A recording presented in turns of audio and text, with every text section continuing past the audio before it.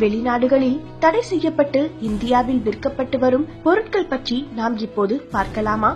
Life பாய் soap. உங்களுக்கு ஒன்று தெரியுமா? நாம் பயன்படுத்தும் லைஃப் பாய் சோப்புகள் வெளிநாடுகளில் சருமத்திற்கு மிகவும் தீ விளைவிக்க கூடியது என்று தடை செய்யப்பட்டுவிட்டது. மேலும் இது வெளிநாடுகளில் ஒரு சில மிருகங்களை சுத்தம் செய்ய பயன்படுத்தப்பட்டு வருகிறது என்பதுதான் குறிப்பிடத்தக்க ஒரு விஷயம்.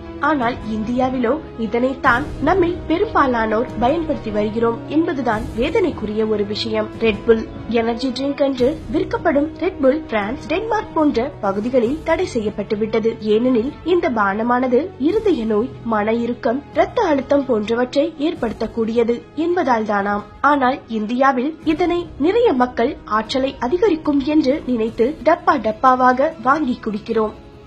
டிஸ்பிரின். இந்தியாவில் விற்கப்படும் வலி நிவாரணி மாத்திரைகளில் ஒன்றுதான் டிஸ்பிரின் என்னும் ஆஸ்பிரின். இதனை பெரும்பாலான வீடுகளில் காணலாம். ஆனால் இந்த மாத்திரை வெளிநாடுகளில் தடை செய்யப்பட்டுவிட்டது. ஏனெனில் இதனால் உடல் நலம் மிகவும் மோசமாக பாதிக்கப்படுகிறது. ஆனால் இந்தியாவிலோ இது இன்னும் விற்கப்படுகிறது. ஜெல்லி மிட்டாய். இந்த வகையான மிட்டாய்கள் அமெரிக்கா, கனடா மற்றும் ஆஸ்திரேலியா போன்ற நாடுகளில் இருந்து இறக்குமதி செய்யப்படுவதில்லை. ஏனெனில் அங்கு இந்த வகை மிட்டாய்கள் தடை செய்யப்பட்டுவிட்டது.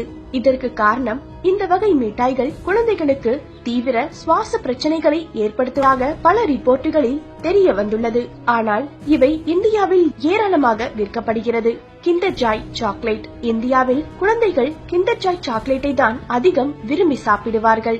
ஆனால் இந்த வகை சாக்லேட் அமெரிக்காவில் தடை செய்யப்பட்டுவிட்டது. ஏனெனில் இதுவும் குழந்தைகளின் உடல் ஆரோக்கியத்திற்கு மிகுந்த தீங்கை விளைவிக்கிறது என்பதால் தான்.